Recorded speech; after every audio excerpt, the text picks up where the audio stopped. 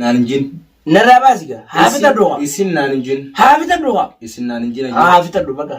Nabita kisi mi. Assalamu alaikum warahmatullahi wabarakatuh. Kabajamtoota daawwattoota keenya jirtu isin jechaa salaamtaan teenya tanaan irraa kaatee lagaa fi gaara qaxxaamurtee bakka jirtan maratti isin haadha qabduu isin jenna.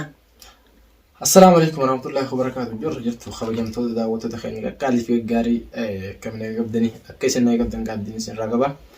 Walitti deemnatti jirragaa xiqqishoo akkumaan galee khishib jeeni Muhammad dafii qotunaan jeetu waan dhufe naaf innillee ngaa xiqqishoo wallolalleedha kanuma akkasii gaa beekadhu wallolallee yoo taane dhimmiti waloo takkana jirti dhimma waloo san ta'uun dhabdu jechaa fi kanuma wallolaa yoo dhimmiti waloo dhufte gaa wallolli hafaa sanumaa fi fiigaa dhufe saniifuu gaa inshaallah mee hanga xumura viidiyoo nyaatti gaa laayikii akkas godhaan nuyi gaan isin jaamee waan naamteef gaa ismarraa barreechuu barbaade daawwattoota keenya.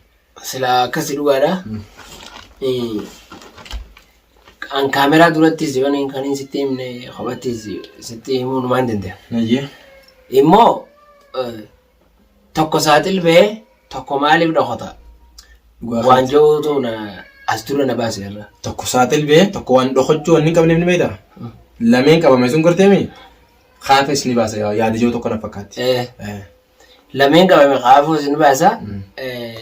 Dubbiin takkuma takkaan boo jirti.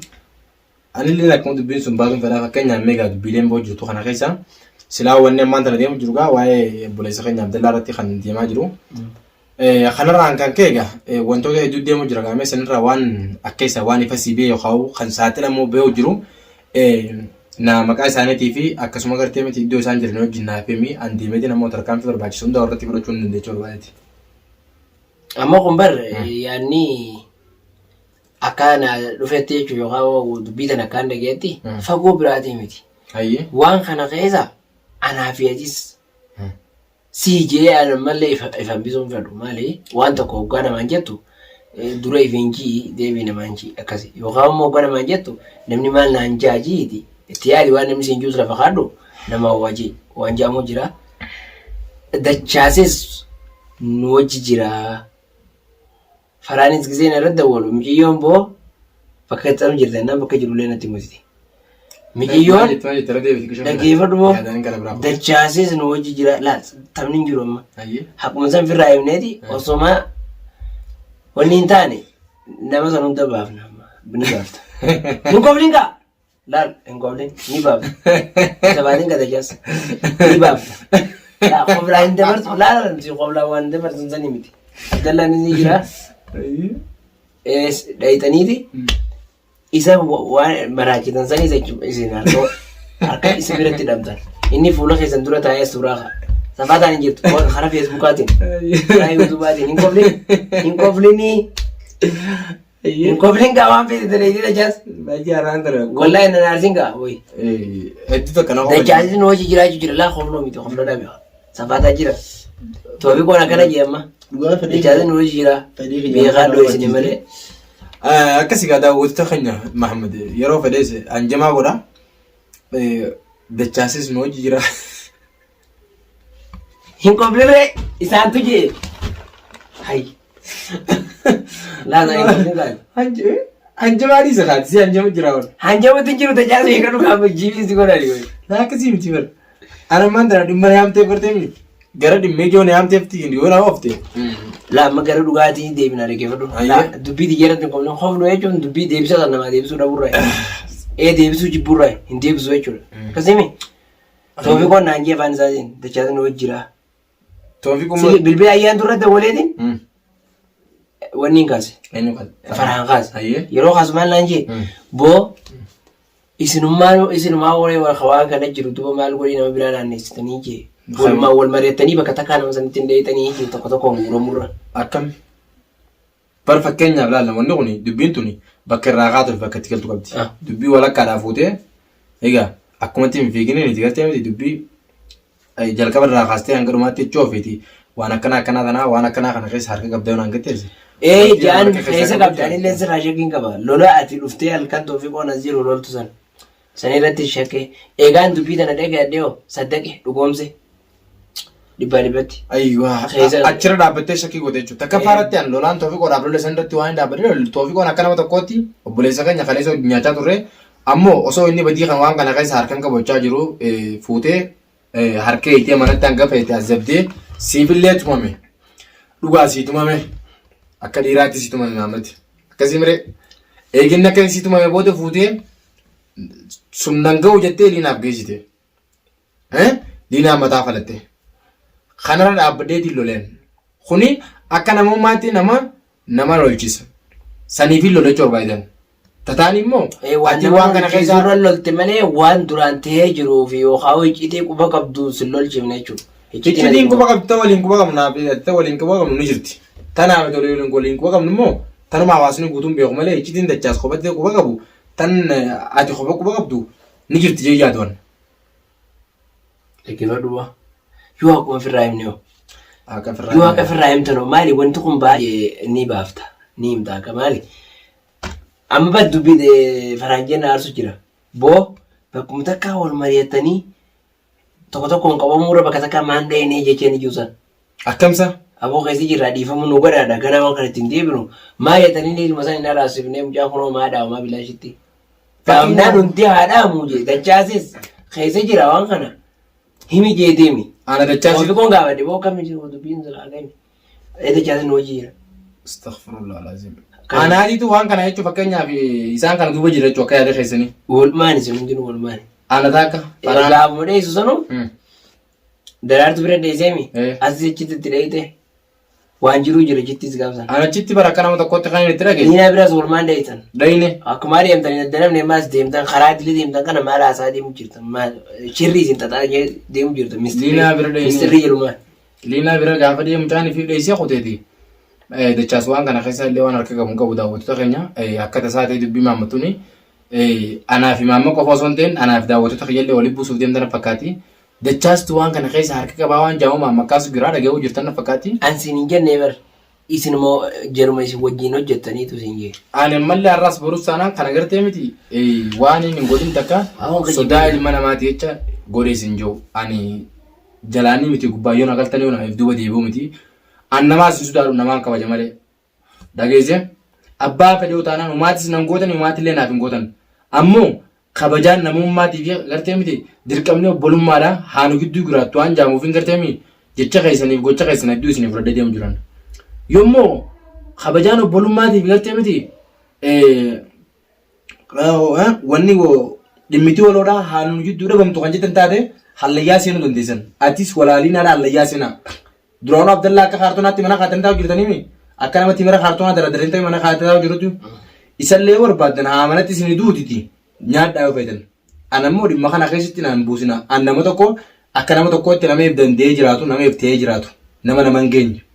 Si galtee akka miskiinummaa kiyyaatti miskiinummaatti yaan booneetiin jiraadha. Akkasumatti wallaala kiyyaan illee nama boonee jiraatu tokko. Saniif jecha an nama akka ijoolleetti booda gartee miti dachaasu siirii akkana waan kana keessa harka qabatanii booda bakooraa gartee mana daabbootii fudhatanii naannoo haariitan san annama akkasiitii mitiiti. Gizuma waan kana bakka gartee irraa fidanii dubbii kanaa kana deebisaadha. Anaa fi daawwattoota kan jidduu fi anaa fi hawaasa kan jidduu illee nagaa waan isaan haasoo jiran kana astaghfirullah lazim min raajaan ammallee kuni waan kana keessaa dhimma qabu. Garuu immoo yoo waliin nu buusu deemtanii har'allee barullee dubbiin akka abbaan godhataati yaani miti naffi duu dandeessan. Anammoo haqa irratti lola malee beekadhu waan hin jiru tokko irratti ni murteessa. Haqa irratti immoo haqa irraan deebi'u yoo namni haqa irraa morme ni lola. Dhugaa jettu immoo ni murteessa namicha ana beeka. Saniif yoo dhimma biraa qabaachuu baatte deemuu hin danda'a. Dhaggeeffattoonni hin fixanne ganaadha. Hangaan namni tokko waggaa dubbatu maal barbaade dubbata dhugaa barbaaduudhaami yookiin kaan ammoo waa lama addaan hubachuudhaaf. Namni kun falmii bakka hangaamu. Mugaa fi hangaafa irratti seeraan dubbii tana naa deebisa waan jaawanii dubbiin dhumatti malee akkanumatti kan dhumattu miti. Kanaafuu isin hoggaa hojii tana hojjettan kana isin naan hin jin. Narraa baasiga haafita dhuga. Isin naan hin jin. Haafita dhuga. Isin naan hin jin. Haafita dhuga kan. Sifatachiisemi. Sifatachiisemi bitachaas. Yeroo haasoftu isin naan hin jin. Sifatachiisemi qofi. Naseetu jabaatu na dhoo isaati. Naqeessa seetu yookaan ona liqimsitu. Bakka ayyee. Narraa baasi. Isin naan hin isaan ji. Andachaas. Narraa baasa. Baafa dhoyyee. Kanaafuu maallaqa isin irra ganneetanii waa kana daleedamu moogalii isin seentu jira waan jiru. Gaafii. Gaafii bichaa deebisi. Nama laaluu osoo hin taane gaafii bichaa deebisi. Dhagayoo dhoktortoota jiran safaatiin la tokko dhokatee tokko maaliif bahaadha. Nuti immoo waa lama wanti irra dhumee. Galii nu galtu. Galii guddoo. Maallaqa isin bicha irra baatamu galii isin galtu jira. Laa sabaataa miti. Daldala jiraamre galii guddoo nu gala. Hoggaa nama kana waa godhanii ergamtaniiti moo mooyufumaa hin haaftaniiti moo maaliif akka ta'e ammas barnootaan as keessa argachuufadha. Argamneeti. Sunni ni baaga. Qalamtan qofa yaa nama sanii waan isa godhaa jiru bala fakkeenyaaf narraa ammallee dubbii lakkaan naa dhufu jirteen as keessatti hoggaa deemtanii nama sanii godhaa jiranii isin arganii goota sanii inni qabeenya isaa soota guuramu amma isaa gallee. Eenyu maanta eenyu nu ergaati eenyu kachu. Silaa akkasii fakkaattu himee dura yoo hojii teessan baasuutti dhabdanillee. Silaa. Akka isanii fakkaattu bakka sana. Jechuun ani mana hirribina qottee jirti. Namni waa godhu kun maallaqa isaa irra baasee godhamu. Moogaa waan maallaqa irra baasee godhe dachee harkatamu. Moo harka isaa tokko inni mana keessa naqamu mana isaa seenaa adda naannoo dhibbi. Yaani gaafisittaati. Ammoo inni waa godhu kun silaa namatee deemu miti silaa kaatamee namoota bakka takka taa'ee waa dalagu. Maaltu dhufaaf maal harkata waan jiru daldala akka. Ammoo kan hangam tokko waan. Yoo waan gaarii taate malee eegaa. Ni eegalla.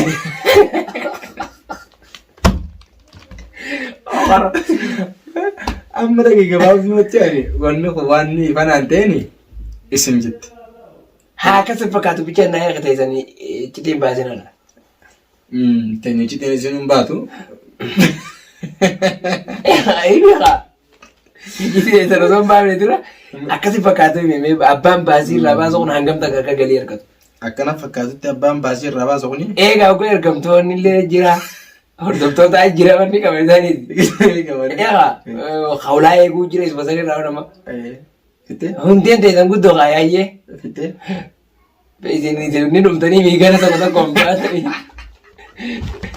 Hin koomne kaa. Sabaa irra koomlanii miti bara hojii waan kanaan nama ajaa'ibsiise malee. Nama waan kana hojjetu nama ajaa'ibsiise. Walumaa galatti maama keenya dhugaan sin jaati. Piraankiin xixaarraan tanaa siif hin milkoofne. Firaankiin jennu hojjettoota irratti. Piraankiin xixaarraan tanaa siif hin milkoofne guyyaa biraa gartee miti. Guyyaa biraa firaankii bareedduu laalaan irratti dalagaa raafamu sirra faameetiin jiru waan ta'eef. Toofiqoon jee akkana. Jee bare.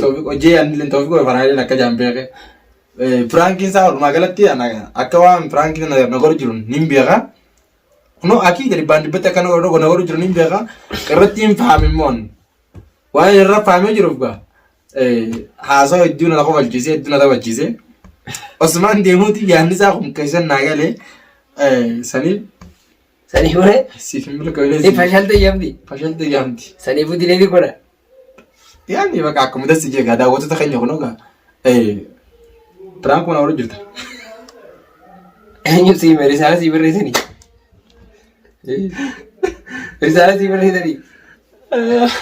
Hiika. Sun akkas turte. Saniifuu daawwattoota keenya akkana na godhee na fashaleesse. Anaa sila haana dhawullee jee dhaawumuufillee fedhe. Garuu inni jira saniif salaam alaikum warahmatullahi wabarakatuh. Akiida garuu mee guddaa wanta kana naa dhufte mee salaamata hin daamanne duratti itti yaaddee sila akka yaada keetii. Itti yaaddee malee akkanaan godha arifatu jee danfite garuu xiqqoo. Danfan naan koflee bar. Nin koflee wallahi takka isin waan kana dhugaa daleedin hangam takka galii irraa harkattanii maallaqa isin baasii irra ba'aa mire. Inni suni baasii baasuu malee waan isaan uffatanaan dhufu. Waanuma afaanii qaraan na fakkaatti. Afaanii dhugaa qaraan kana garee godhataan eeyituu qaba namni kun kanumatti. Caasaa qaba caasaa waan namni caasaa qabni giraaree caasaa saaraaf jedhaa harka dirrifateeti waan dalagu dalagu. Godhuu sana ammaa taa'eetu maqaroo qofa osoo hin taane wanni karaa deemanii itti facaasan baachira naan jedhu. Waan akka daawwatii isaan beeku biyyillee taatu. Akkas taanaan ganama harkaan akkan si jiru shaaraa irratti firraa eeguun barbaachisa. Ana soo wanti sun hin qabnee hun shakki maan qubaa mani biyaa. Osoo isin waan nama miituu miti biyaa. Haakee kiyyaa fi keetii kana isiinu hin qabdu. Maaliif yoo nuti miskiina irraa maal gooti miti. Akkas harka keessaa qabdu. Ammu. Dhibbaan dhibbatti harkaan keessaa qaba jeeti yaada. Sanii buta isaa qabuuti.